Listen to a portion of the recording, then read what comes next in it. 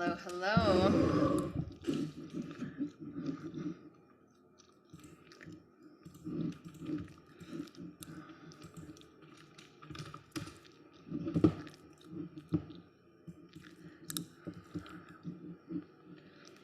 I thought we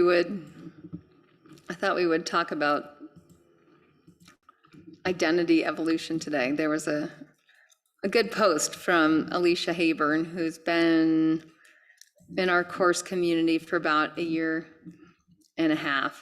And she was talking about in the post, and I'll read her post, but she was talking about how like changing your habits really how it really does change your identity and how that then changes your life. And she referenced this exercise that we have in identity evolution that we've taught for, I don't know when I started teaching that, maybe somewhere around 10 years ago, somewhere around there is my guess. And it's something that I find continually useful to return to. One of the things about joining us in bodythrive is, depending on when you come in, it's like we cycle through concepts and lessons. So while this might be repetitive to some of you, it'll be brand new to others, and it's always relevant. And to me, that's part of the fascinating part of perennial wisdom, is that it's always relevant to whatever's going on in your life right now. I have a few announcements. Let me just cruise through those real quick, and then we'll dive into identity evolution. And if you don't have a pad and a pen, I would recommend you taking this time to get that, and so that you can really dive into the identity evolution exercise. All right, Mexico dates. I have to announce we have a ton of, now we are officially post-COVID at Yoga Healer, and back to our usual shenanigans, which means meeting up in person to have massive breakthroughs. Okay, so January 27th to 29th, save the date. Minneapolis, I'm going back to Minnesota for my 25th college reunion. So we threw in a one afternoon workshop. I think it's almost full. It's August 7th. And then Jersey, we're going to the Jersey Shore in October 8th to 10th. So those are the big days. Let's see, a few other announcements my team has. Recent, these don't look recent, actually. I think that's it. I think that's all I have, those dates. Okay, good. So I want to go to this post from, I have us here sharing screen. So Alicia posted this morning. Alicia, I'm not sure if Alicia's here right now, but I thought I'd read the post, and then I'll also read my comment, and then we'll do the identity evolution exercise together. Okay, so Alicia says, I've been in bodythrive for about a year and a half. I think of the habits all the time. Some still challenge me, but I know the deep value of each of them. Yesterday, I felt the need to go back to the beginning and listen to Cate's recordings on identity evolution. It's a big damn deal to intentionally, thoughtfully, and strategically change yourself. I really worked hard on it last year and grew so much so fast that I left my family behind, and that was scary. So I shrunk again, returned to them, redefined contentment. But I was recently told that I am unhappy. I disputed this diagnosis, thinking about all the privileges of my life. But because it was my father who made this proclamation, I decided to reconsider its truth. What if, despite my smiles and drive, goals and curiosity, meaningful job, appreciative family, paid mortgage, I am still unhappy? Cate's identity evolution exercise was really helpful. The 5 identities I am aiming for are living in abundance and giving generously, loving and being loved, accepting that everyone has a gift they're bringing in their own way to the world, strong body that takes me to exciting wild places, fulfilled, not searching. And so begins the journey again. All right, so that was Alicia's, and we'll go through this identity evolution exercise because I find it's always relevant. I mean, one of the things I find myself saying in friendly, when I'm talking with friends, close friends, is it's like, I'm in this massive transition. And I feel like I say that like all the time. And it's always true, this process of becoming. And yet there's also, there's phases that we're all in different aspects of our life, and life is increasingly complex. Identities are increasingly complex, where you have a number of roles. The yogis call it dharmas, right? Where you have a dharma is a responsibility or something. That word, the root DHA, da, it's the same root as, those of you in Living Ayurveda course, it's the same root as dhatu. And it means to hold or uphold. So a dhatu is a level of tissue, and it upholds the integrity of the tissue. So your blood is a tissue, and it has to uphold a duty to the body. It has to circulate. It has to circulate nutrition. It has to circulate oxygen.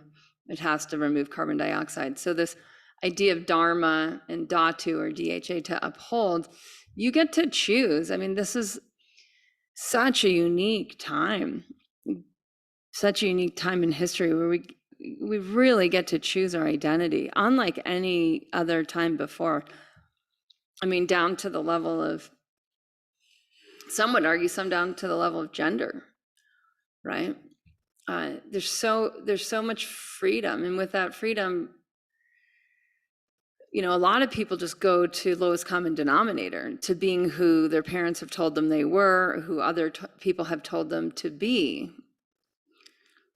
But the opportunity is to decide for yourself who you want to be now and who you want to be next. And some of these decisions, some of the decisions are big, and it's going to take you time to become that. And there's going to be skills and tools and habits that need to be automated for you to really step into that identity. And the more aware you are of the phase that you're in and the next phase that you're going into, the more strategic you can be. And the more strategic you are, the more opportunities you create in your future.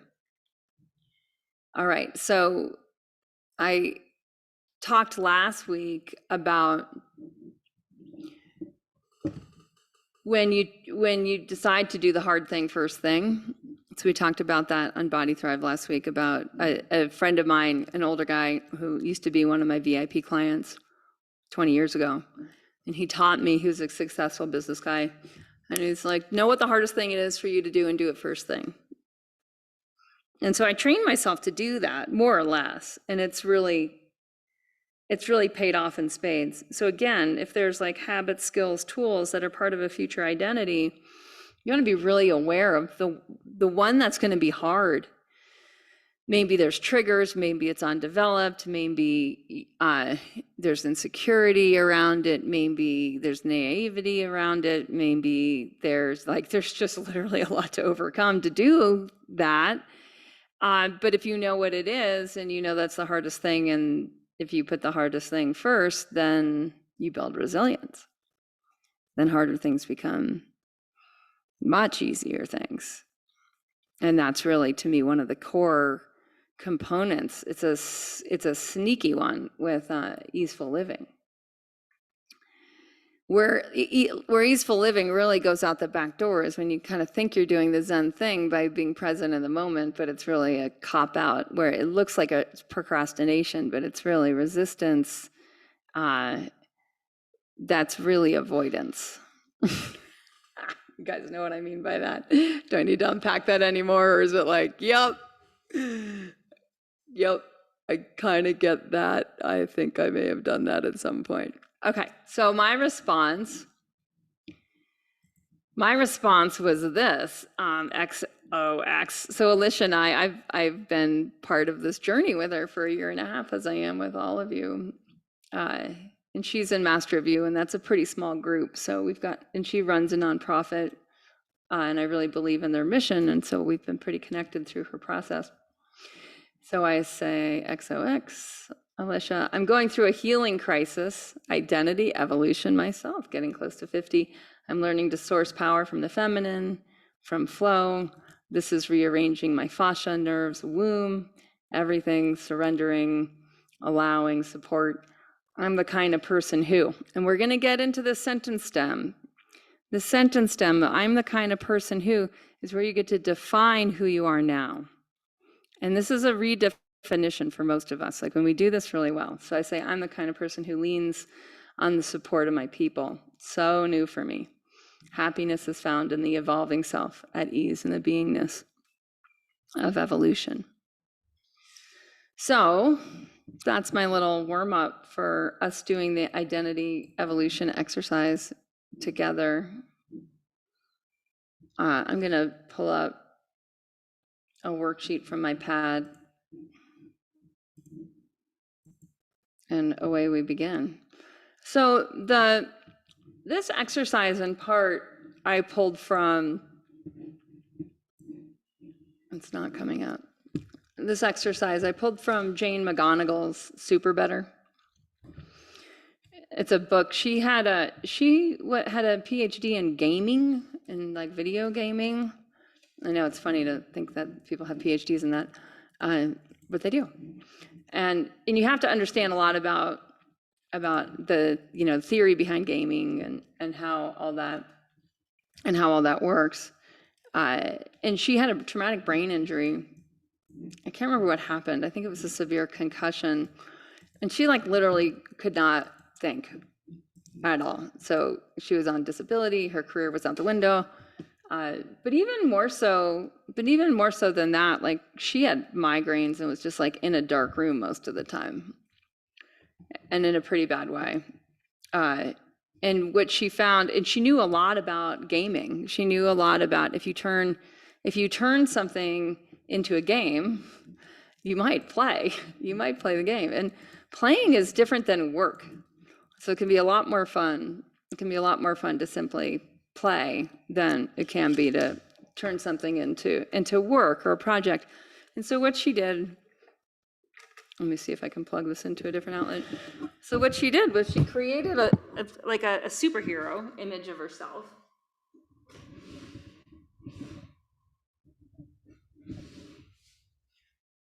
And the idea was that you get to choose. You get to choose who you are next. And in the choosing of who you are next, you get to give yourself a cape, you get to give yourself a name, you get to give yourself an identity. So you're literally choosing your identity. You're choosing who you're becoming.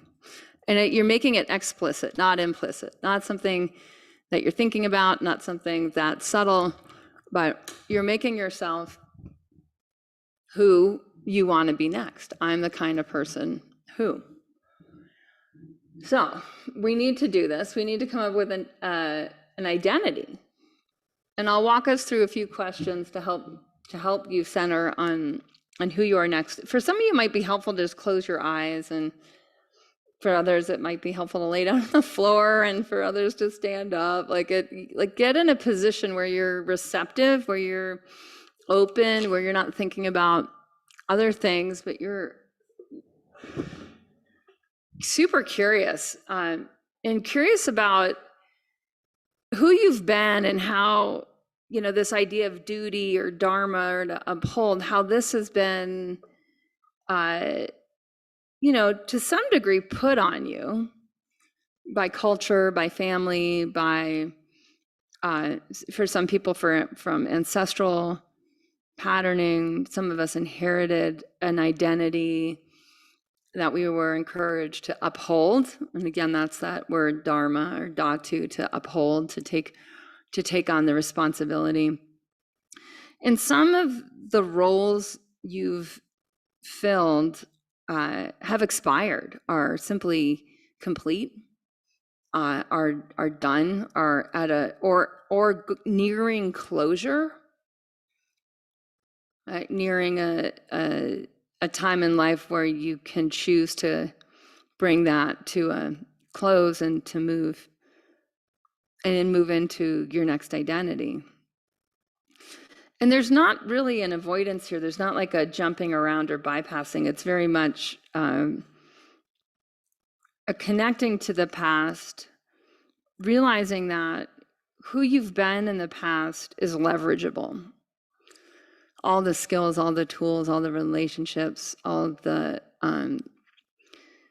you've cultivated in yourself and developed in yourself is accessible to your future self. It's not going anywhere.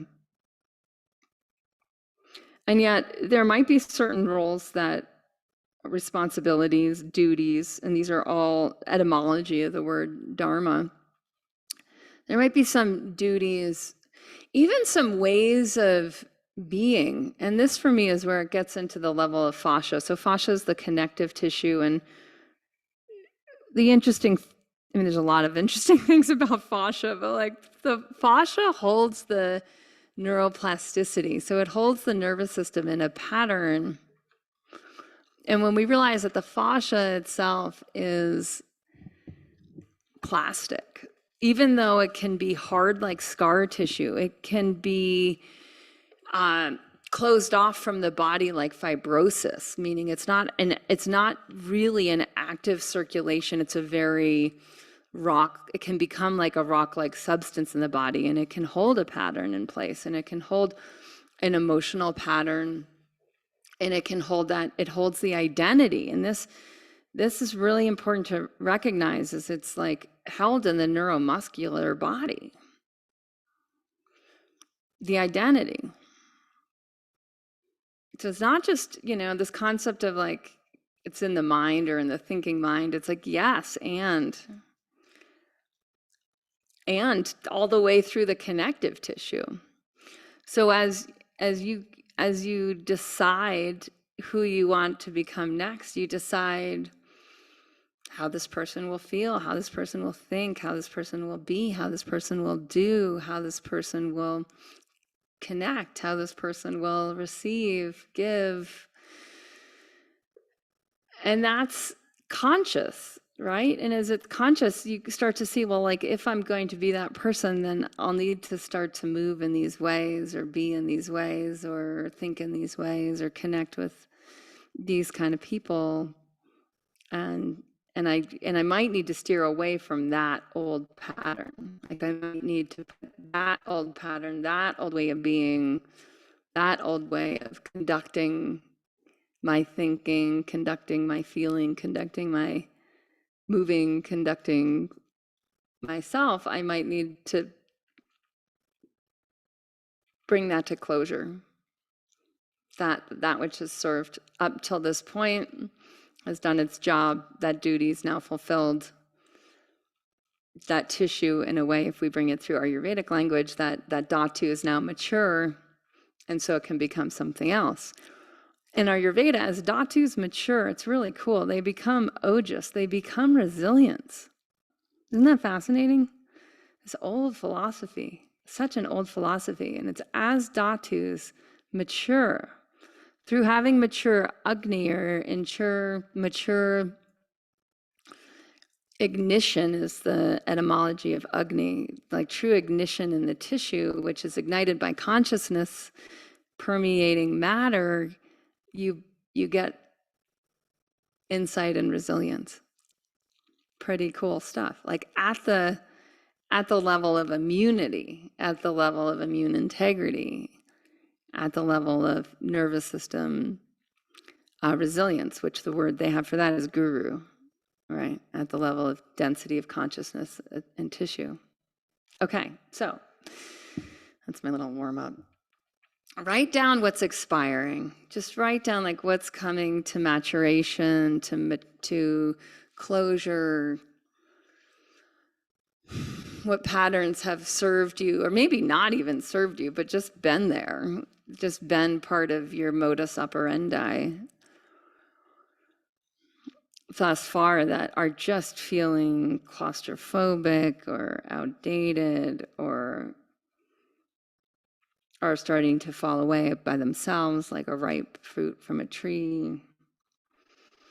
Or even those that feel pathological, like where you're like, God, I keep doing this. And it's shaping my personality because I keep responding in this way. I keep doing this habit, even though, like, oh my gosh, that habit is doing me. Who's making the choice here?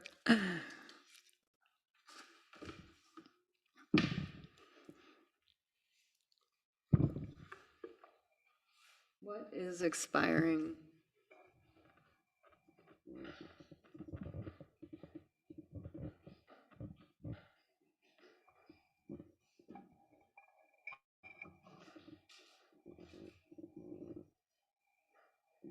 I usually notice that there's rounds or themes, kind of like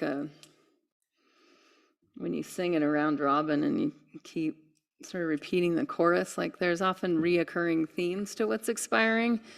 Can also be like when you're digging for a root of a plant. Thistle's a good example, and like you think you got it, but then it's like, oh no, it keeps going. And now you're at that part of like being able to dig a little deeper, getting closer to the root.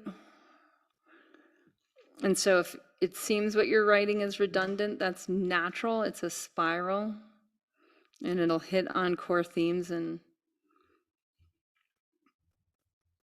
your life.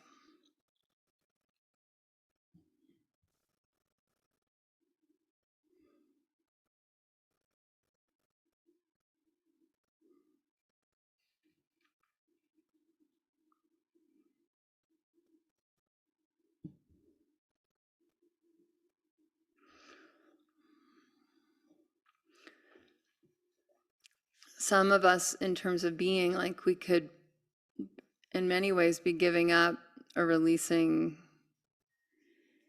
being controlling or being naive or being submissive or being aggressive, or like you can look at how you're being, and again, we get to choose. And it's really the point of identity evolution as an exercise is you get to choose.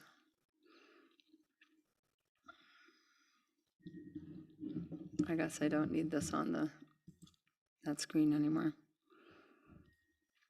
So in terms of the ways of being that are expiring for you, what is that? Like, one of the ways that I notice it myself is like I can be disappointed.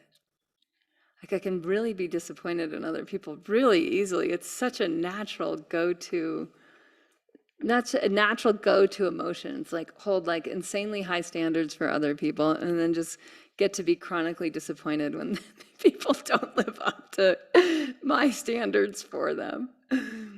Right? Like what if that's expiring? What does that then open up? So try to find the ones for you that you're like, oh, that's a deep, you want to hit depth right now with this. Like you want to get to the core of realize some of you are frustrated. So you're being in frustration or being depressed or being anxious. Like some of you are just over being anxious and curious of like, what would it be like to not be anxious? There's a lot with time. How do you want to be in time?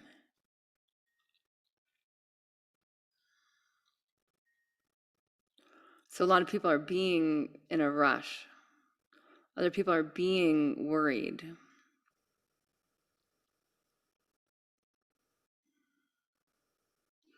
Or being triggered. It's kind of a popular new agey one. Get so triggered. I'm choosing to be triggered. So and I'd like to see in the chat, if you can just put it in, I believe in potency, so it's like 1 or 2 words. What is the being pattern that's expiring?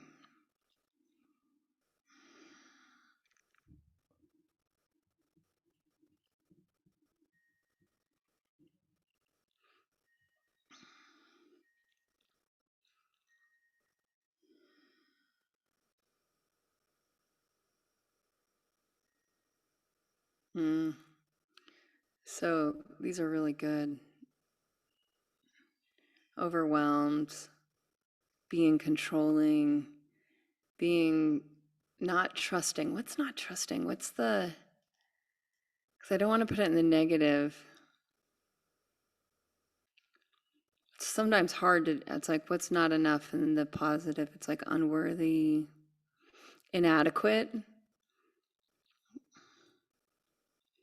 being perfectionist, being overwhelmed, being negative. Yeah, yeah. That's a good one. Like, oh, wow, I'm oriented towards the negative, oriented towards the not enough, being impatient, being passive. What's the one for trust? It's something to do with unsupported, I think, with trust. It can also, for some people, can have to do with like a lack of faith or order. So there's like chaos. Like when you really get to not trusting life, like to me, it goes towards like chaos. Like that life is chaotic. So I can be in the chaos. Yeah, the not enough time, like being rushed, like feeling out of sync, being asynchronistic. You guys are doing good work here. I know it's sort of a slow and deep process, but it works every time you do it. That's why we tend to do this a couple times a year here. Being random. Yeah, being critical. Oh, I hear you, Sylvia. Yeah, this being responsible for things that are not my responsibility, that's like an overstepping boundaries, isn't it? It's like not allowing other people to have their own journey. Yeah, being rushed, being inconsistent.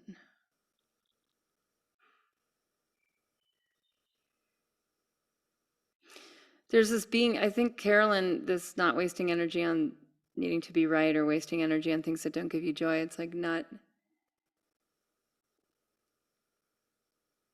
needing to change. It's this allowing. It can go to controlling too, like not needing to be controlling. A controlling of the outcome. The only reason I know this one inside out is it's on my list. It's on my list too. What we'll find with the spirals is there's levels of subtlety where it's like, oh yeah, that's right. This is a reoccurring theme in my life, and I'm 20,000 times better than I was at it. But like, there's that root of the thistle that you got to keep digging and digging to get a little lower and to really free the root of the soil. Yeah, this needing perfection before resting is a really big one.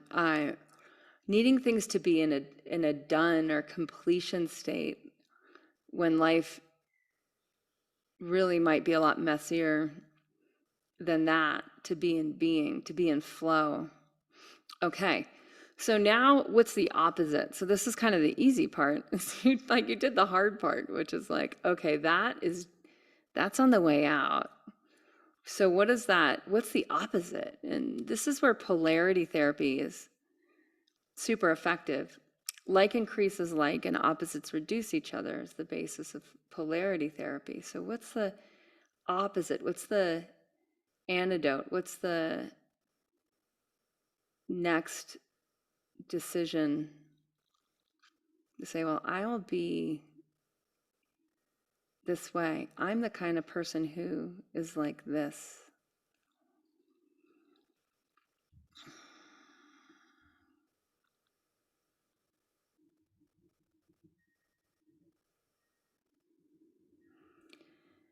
And this is, again, we need to change at the level of fascia, at the level of connective tissue. So this is somatic, meaning as you're writing your words or thinking your words of who am I choosing to be next? How am I choosing to be?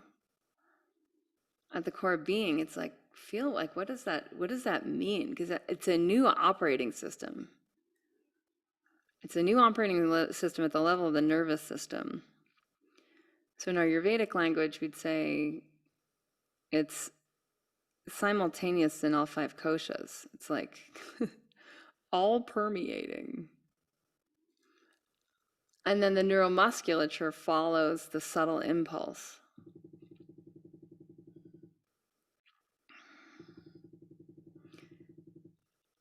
Allowing the body to embody the new way of being. This is a very slow process because the nervous system is patterned. So there's a neural map for the old way, and it's a reflex. Then the fascia, or the connective tissue, holds the neural pattern in that old reflex. So you got to really like inhale, exhale, like, oh, how am I going to not be controlling? How am I going to be allowing? Like, what does that even feel like? Like, what does that feel like? What does it feel like to not need to be a perfectionist, but to like, what is the opposite of that?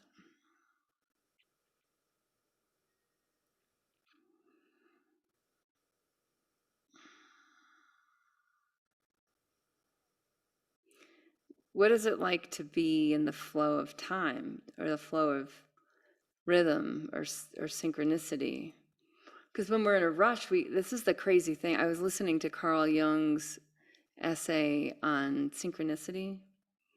I'm more or less, you guys know I like get obsessed with certain people in certain phases and just kind of download their brains into my brain. So I'm doing that with Carl Jung right now. I've been doing that for about a month. It's been lovely and amazing and complex. So this idea of, if you're in a rush, you miss synchronicity. But what's interesting in his thinking on synchronicity is there's a connection to source that's orchestrating coincidence. So Deepak Chopra calls it synchrodestiny because he's really tapped into that, of the like who you run into when, of like what happens when. Like Ushi, remember in Lisbon when like you and I sat down and we had, like everyone else was in a threesome and we were in a twosome, and we had like 20 minutes to do, and like we had more time than we needed, and a lot happened in like 10 minutes.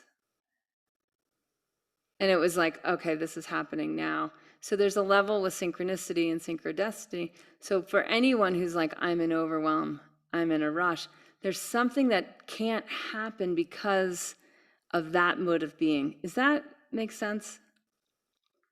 And the same thing's true with perfectionism. Because if we're in a perfectionism and it's in our neuromusculature, that means there's this whole other level of creativity that's not permitted.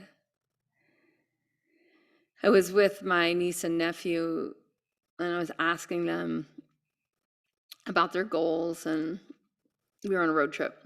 You know how on a road trip you can kind of think big picture, especially on a road trip in Montana, where it's like big sky country and there's not very many cars on the road, and big sky, big picture. And I was trying to help them get out of their box a little bit. And it was interesting that this boy, he's 13, and he already has perfectionism and fixed mindset, very, very hyper developed. And so getting outside the box was really hard. It was really hard to get into, when you let go of needing to figure it all out or do it all right the first time, what can then happen? That playfulness that then happens. So again, in the identity evolution, what you want to start to see is like, what are some of the possibilities that open up from the new way of being? And write that down. Like, what are some insights that you can notice right now from the new way of being? Just deciding to be that now. For some of us, like with the controlling part, like there's an availability, a presence. it's so cool how freeing not needing to control something is, isn't it? Like, because then you can just wonder what's going to happen. Like, you don't have to actually do anything. So there's a lot of energy that's freed up. Even the feeling of like rushing or not being in sync with your own life, what happens when you give that up? Say like, okay, that was an interesting 50 years of that pattern, or however many. Like, what's it like to not have to do that? To not feel pressured by time?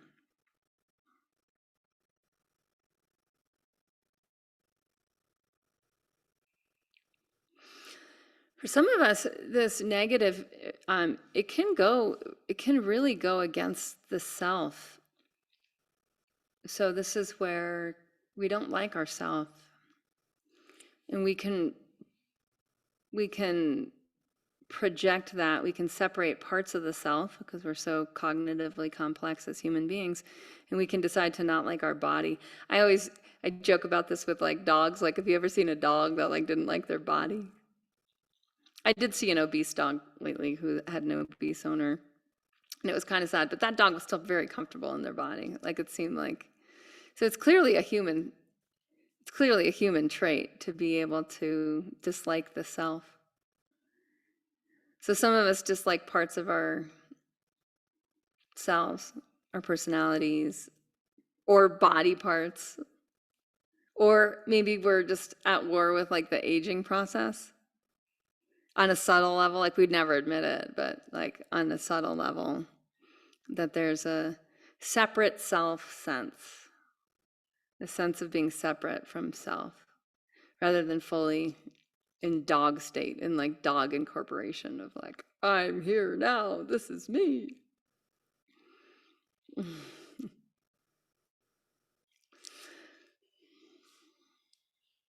Some of us are unsatisfied. So the question then is like, what is it like to be satisfied? Like, deeply satisfied. Instead of seeing the imperfection, we see the perfection in the mess, in the chaos, in the entropy and enthalpy.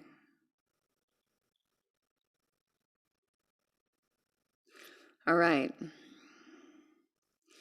So then the question is somewhat along the lines of, what habits, and for many of you, this is really subtle, like where we're going today with this is more on the subtle plane. Like, what habits, we know now what ways of being this next identity, this you, this current and present you, future you has. So what habits reinforce or create the structure for this identity evolution? Because remember how I said like that old operating system's a reflex. It's so built in that the present self will just slip back into that old neuromuscular pattern when you're not looking, when you're not paying attention. It'll get triggered on when you're with certain people in certain situations, doing certain things. So what are the habits that are like your insurance policy for this identity evolution, for this next way of being? What are the habits? And what are the habit triggers? Like, what are the triggers that trigger those habits? So a habit trigger can be a time, a place, another person, a preceding action, or an emotion.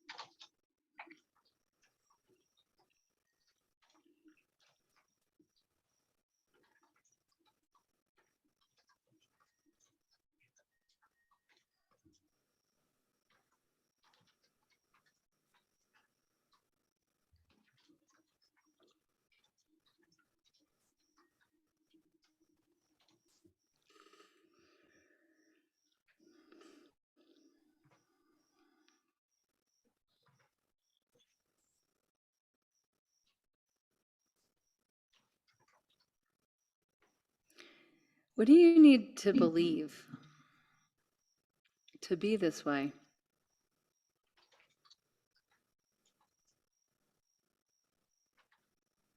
So an example with control, it's like this higher level belief. What's the higher level belief for anyone who's has an expiring pattern of the need to control? There's controlling others. Need to control self could be the perfectionism one. What would you need to believe for those of you who feel inadequate or not enough?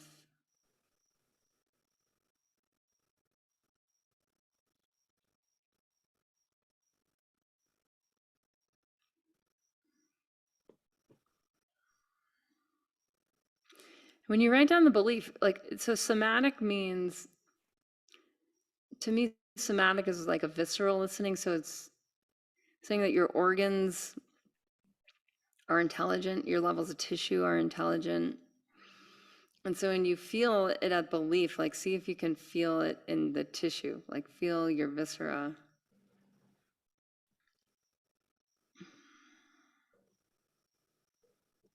Like for some of us that are controlling, like there's this need to solve other people's problems or solve the world's problems.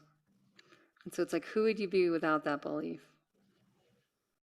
What if you could just allow the shit show to unfold? Right? I mean, that's what it can seem like. That's what it can seem like. I don't have to save the world. I don't have to save my family. I don't have to save my marriage. I don't have to save my child. I don't have to. I mean, this is the curious thing about dharma and responsibility is you get to choose how you respond.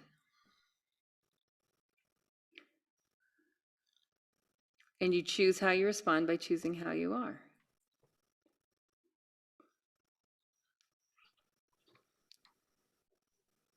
And so what's happening at the level of belief? So there's gotta be, do you guys agree that if some pattern's expiring, there's a belief that's expiring along with it? So what is the belief that's expiring? And then what's the higher truth that's emerging? Because it is a spiral, it's an evolutionary spiral. So it goes somewhere. It transcends and includes.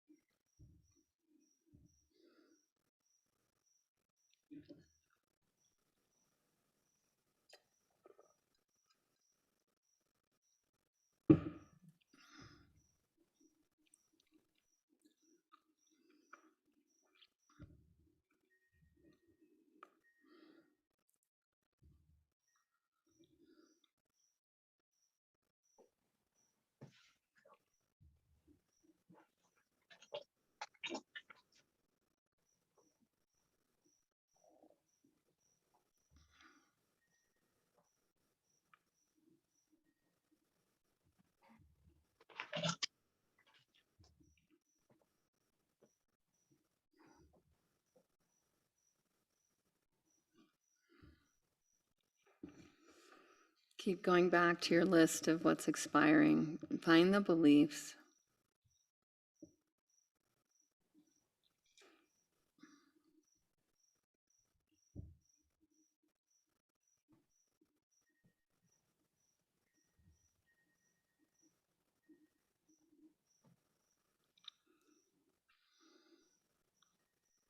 It was really interesting in Jane McGonigal's healing herself using this. And the way that she broke it down was like, what are the power-ups and what are the bad guys? So like in Pac-Man, I know I'm dating myself, born in 1973, popular video games. By the time I was 10 was Pac-Man, later emerged Miss Pac-Man. Pac-Man's a pretty simple video game. There's like little pellets on the screen and there's a mouth and it's trying to eat the pellets and it gets points. And then there's these ghosts that come and chase it. And if the ghosts are the bad guys. And if the ghosts get the Pac-Man, it dies. Now, there's power-ups. There's these like little things on the screen that if the Pac-Man gets to eat the power-up, guess what it can then do? Eat the ghosts. I know, it's a really complex video game. So now it has like the superpower to be able to eat its own demons. This is very Ayurvedic at its core, because like Ayurveda believes in the power of digesting that which is toxic, that which is not self, that which is pathogen or virus, or that which is not incorporated, and does it through heating that up, through igniting consciousness into matter, and it digests it. So the thing that you're eating goes into autophagy. It's really pretty cool. And that's exactly what we're doing. We're making an unconscious or subconscious pattern conscious. So you have a power up and you get to eat or digest the bad guys, like the old, in this case, it's like the old belief. So if you make a list, and I'll go back to my pad, but you can make a little list. So you have your superhero on the top of the paper, you've got your power ups and you got your bad guys. You can do this at the level of belief. So what are some of the bad guy beliefs? And that's just simply saying, these are the ghosts of your past. These are the beliefs that like, yeah, they served something at some time for someone, and maybe that was you, but no longer. But no longer. And then what are the power-up beliefs? And if you're like, I actually need to, and to believe something, I love this, to believe it is to act it out. That's something, I don't know where that comes from, because a lot of things I think came from Jordan Peterson, came from people like Carl Jung or Nietzsche or other past psychoanalysts or philosophers. But a belief is to act it out. So then it goes to, okay, if this is the power of belief, how do I act it out? If this is the bad guy belief, how do I act that out? Why? So you can catch yourself in the act. So it might be something as subtle as like, I make this suggestion when I'm with this person, and that's a bad guy. Like that alone is a bad guy. Or I pack my schedule with not enough transition time to be in flow. So now that's a bad guy. Whereas the power up is like, I allow transition time. Why? Because I have a belief that synchronicity matters. I have a belief that I want to be available for synchronicity.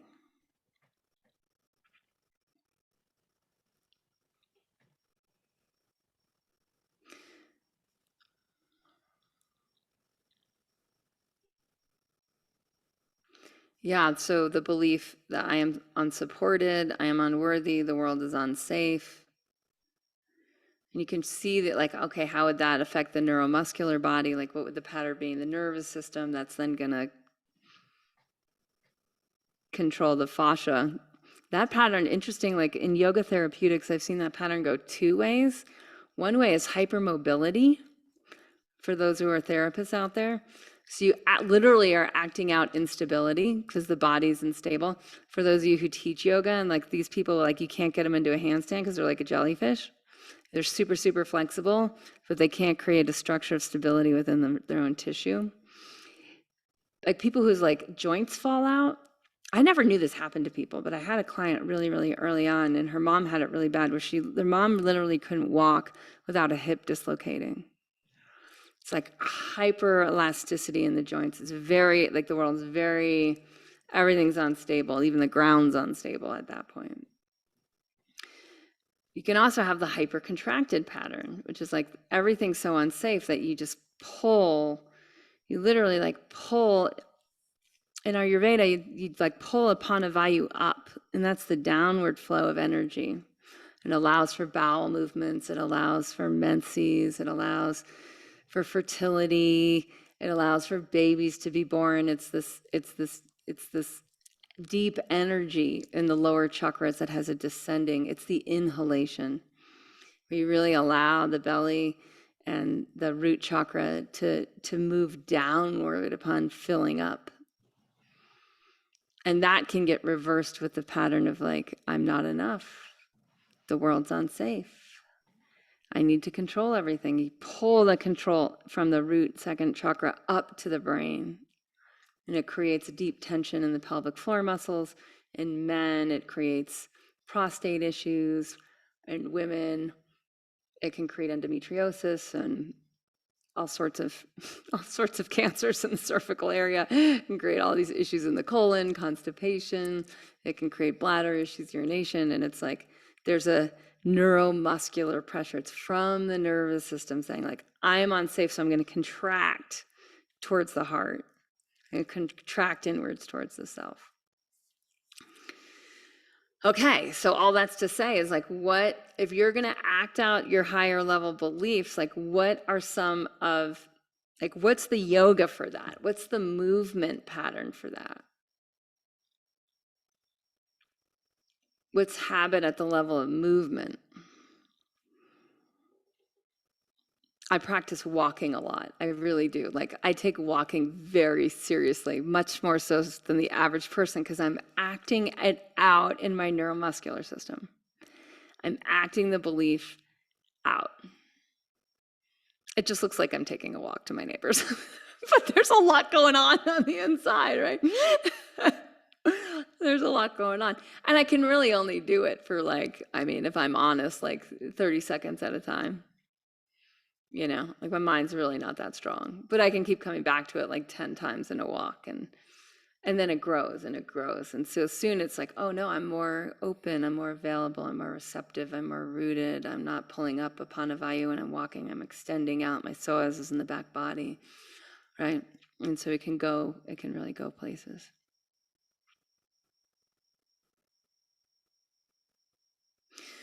So those with a negativity pattern, and it's like, okay, so if I believe life is good, if that's the opposite of the negative pattern, it's like life is good. Everything's actually like, there's a beautiful teaching in Tantra. There's a few beautiful teachings. One is it's all Shiva, like it's all divine. It's all divine. Even the tragedies part of the play. Like Shakespeare had to write tragedies as well as comedies, as well as parodies.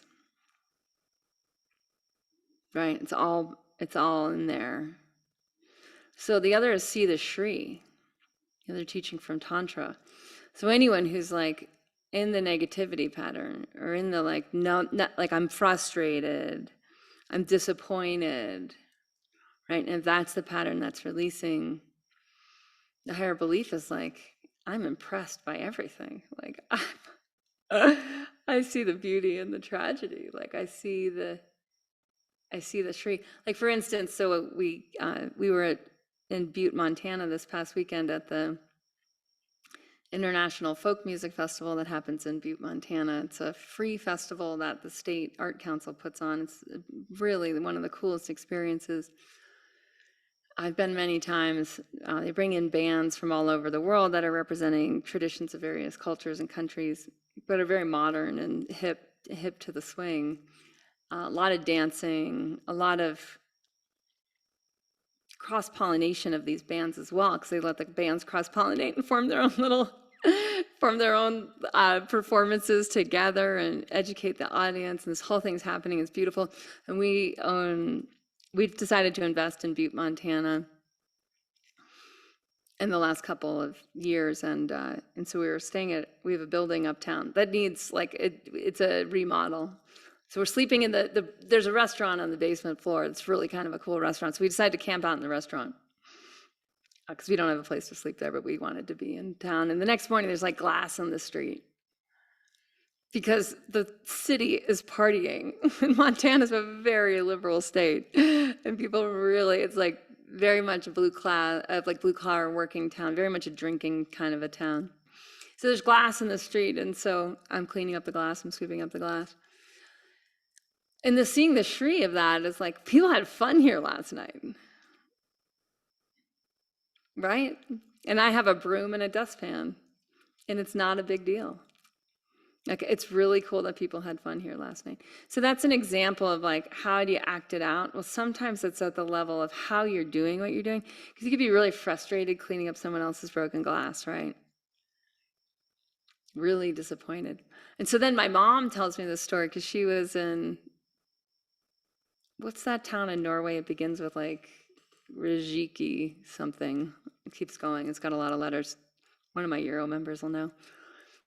And I guess it's like a big thing there that you drink with glasses in the street and everyone throws their glass in the street at the end of the night, and then the street cleaners come in the morning. And it's just like part of the culture. It's not like this thing to be all bent out of shape about.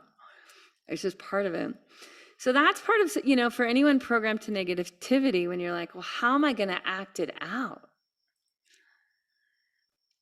What changes at my level of habit? What changes at my level of behavior to see the Shri, to see the divine? Because the nervous system can be so programmed to be disappointed and to be negative, and world's going to hell in a handbag.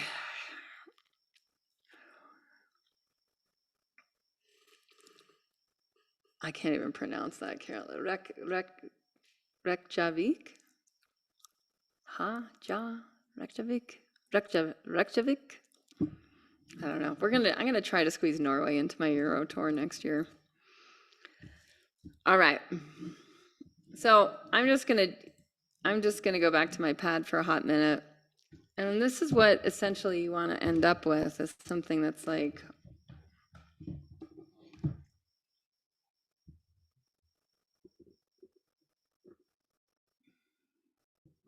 let me just get to a blank screen here. At this point, you should be able to give yourself a name. Here's your title. Now, the title should be in the positive, if you can. So you're a hero, and so you have a name or a title, and make it grandiose. So go to the hyperbole, is the teaching in superheroes, is you go to the hyperbole. You go to the opposite extreme. So if opposites reduce each other, you go to the opposite extreme. And then you've got your bad guys. And these are ways that you can identify your own outdated behaviors, because they will pop up. They will get triggered. Just because we're doing this exercise doesn't mean they're going to be gone forever, that pattern's expiring, because it's in the neuromusculature. So it's going to be the default until you override. And the way you override with neuroplasticity is with repetition. Abhyasa is the word in yoga. Abhyasa. And what's interesting about the teaching in the Yoga Sutras about abhyasa, or about the practice or the new pattern, is that you can't have attachment to how long it takes. So practice is coupled with vairagyam, which means like, well, raga is desire, right? Where you're just like, and you can get caught up in the world of petty desires. So the vai part of vairagyam is like, not that, not desiring. So you have to not desire the future identity while you're doing everything you can to override the past identity, and writing over it with a much more intelligent neurofascial or neuromuscular response at the level of fascia. So you have your title. If you want a cape, if you want headgear, if you want, and this is what the Vedic tradition does really well, is like, you can have as many arms as you want with as many tools as you want, right? You can have weaponry, you can accessorize. What are you carrying? What are you deciding to be a card-carrying member of? You get to decide. You can have on hand your power-ups.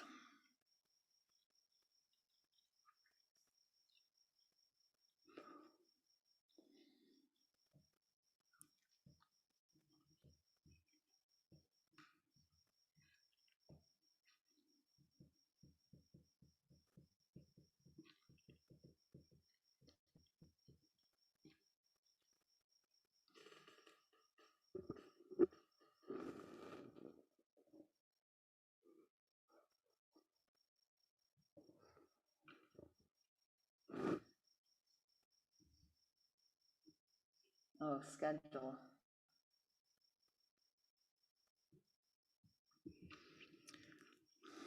What do you need to schedule in?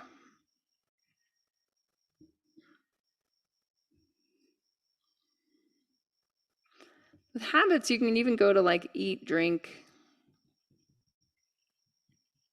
how you need to move.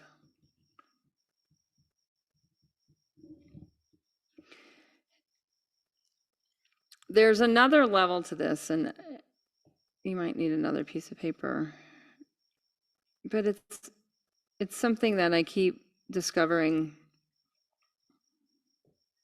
in the spiral evolution sort of way, which like at this other level is it's really like, who are the people that already know the power-ups? And what are the people, who are the people that are really trapped in the bad guys? And the reason this is helpful to identify is then you know where to go to for support, and you also know where you'll get triggered into the old pattern.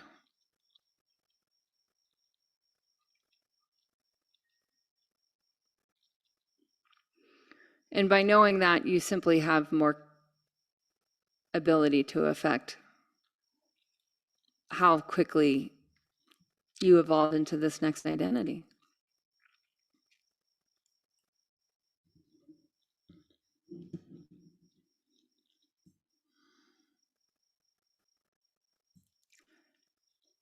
All right, so we have a few minutes to discuss,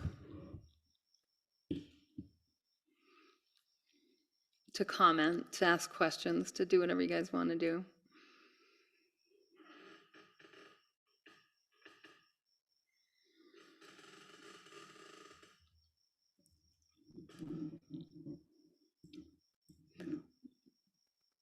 What came up?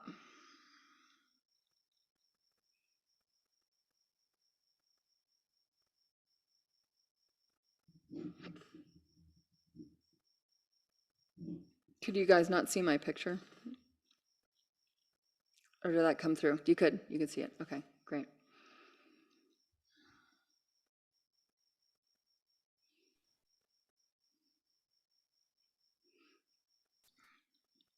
It's a problem with these deep introspective type sessions is people are like, I'm kind of in the vibe. I don't really want to talk. Well, I'm really thrilled that you're talking about this, because I've noticed the changes and I just have been getting really excited, but not really knowing what to do. So now I can control it. Say more about that. Like, what came out? That I noticed that I'm not such a perfectionist and that I'm not in control. And I was just like excited and going, oh my God, it's happening. What am I going to, how do I? So, Awesome. yeah. Yeah, like when you're in the process of it, and then you can pause and identify and put words to it. I mean, it's interesting in human evolution, even in our mythologies, it's like, the word comes up really early in a lot of different, totally unrelated mythological traditions. I mean, it's biblical, right? Like, first there was the word. It's like, why do we need to name it? We do. I mean, we really do need to articulate the transformation, which is hard because the transformation is in process by definition, And it's like, well, how do we? And Bev just said it's like it's happening, and now I can put the words to that. The other thing about words is then they become mantras. So those power-up beliefs are the mantra. What you'll catch yourself in the act, and this is where the Yoga Sutras pointed out in the beginning, is like your mind is, the neuromuscular pattern has a word construct. It has a A thought construct is an arrangement of words. Thoughts happen in words. They also might happen in colors and images, but there's usually, if you get down to it, there's words that you can use that it's like, that's kind of what I was thinking, feeling. I was feeling unworthy, I can name it, or I was feeling like they're all better than me or something like that, or I'm behind, I keep falling behind, or I'm not enough. And then what'll happen is from doing this is you'll catch yourself in the bad guys. And that's how you can use the trigger of an emotion or thought construct. I'm going to put those two together and say like, oh, I'm going to use that as a trigger to repeat the mantra of the higher truth, which is like, I'm A-okay. Life is okay. Life is good. I mean, one thing that anyone who's studied deep history, like we've lived through a lot of chaos, like a lot of violence, like a lot of autocracy. And somehow like we created iPhones in the last 100 years. Like they're pretty cool. I really like connecting with you all, you know. So you can use the bad guy to trigger the good guy. Do you guys get that? Like the bad guys aren't bad anymore. They're identified. So now you can use that and be like, oh, right, that's actually showing me the way. Now that I've put it into the word, now I have it now it's in a structure. So the first time I did this, I was reading Jane's book and I got out a piece of paper. This was years and years ago. We were living in Mexico and I had a chronic cough. Like I could not shake this cough. And like, I know all the things and I'm doing like a lot of the things, but then not really, right? Like then there's all these other things that I'm like, I should be doing this. And I just put it on the fridge and it got down to the level of how I was using technology. Indy was really young and but she was old enough to read. And she looks at the list and she's like, why is the time I was using Skype? She's like, why is Skype a bad guy? And I'm like, it's not. It's the way I'm using the tool. Like right now it's showing, and and like Facebook was on there and like a bunch of things because I needed to rest. Like I needed to be off of technology. And so a lot of things were showing up. And then on like the good guy side was like mega doses of like vitamin C and Sita Pilate and the herbs and self-massage and, watching the clouds go by. And I posted it on the fridge. Why? You want to architect your environment. It's helpful for other people to know what your bad guys and your power-ups are. Because if they can catch you in the act in a non-malicious way, then it's another trigger to be like, hey, what's the good guy? What's the opposite? What's the medicine? Jane McGonigal's book is called Super Better. It's a book. It's a chunk. I have not read the whole thing. Full disclaimer. I scanned it for what I needed. Yeah. I think that's one of my biggest problems with writing books is I don't get to read as much. All right. Anyone? Closing thoughts?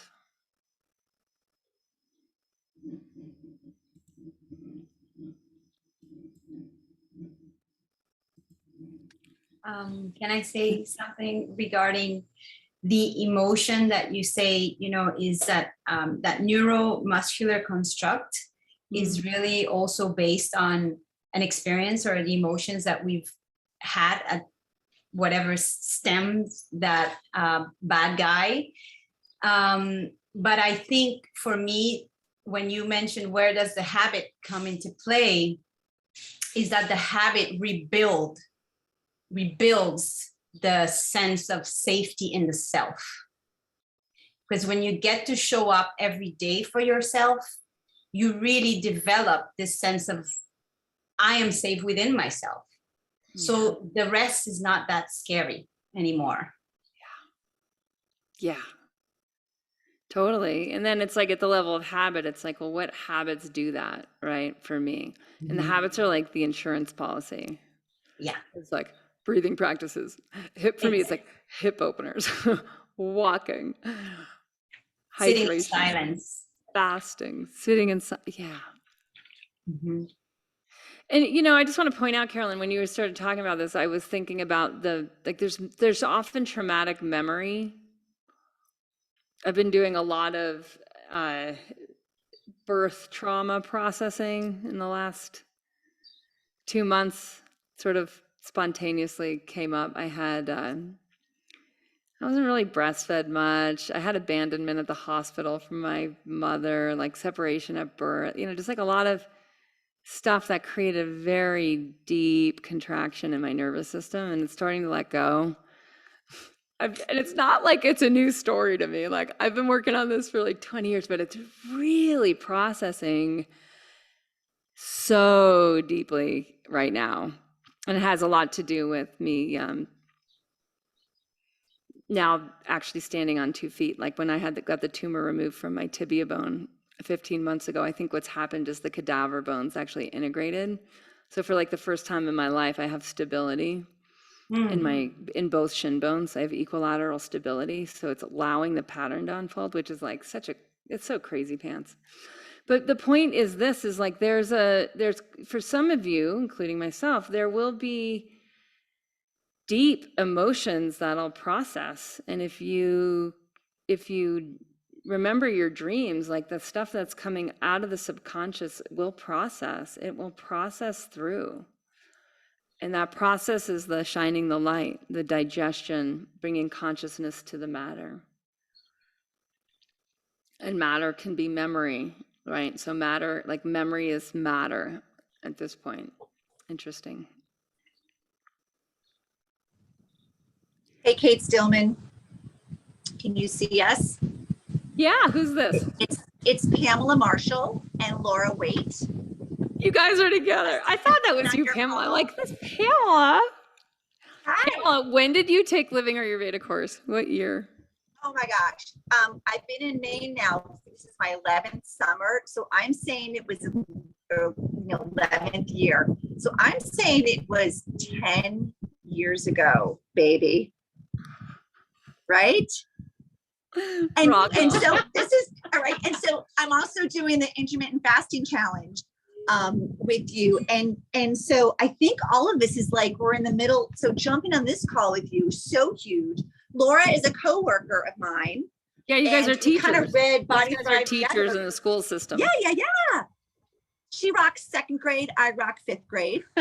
And one thing that I noticed when we were doing some things like, what's expiring? And it reminded me of, so about 10 years ago, Jeannie Manchester was out in Portland, Maine with a workshop at Leela at Janelle Vastro's studio. And she was saying, because she's maybe like 10 years my senior, maybe. And she was saying something like, I'm really letting go of, now she's like turned 50 and I was, 40s, whatever, really letting go of like wanting to do and needing to do all the hard poses. And I'm sitting on my mat like,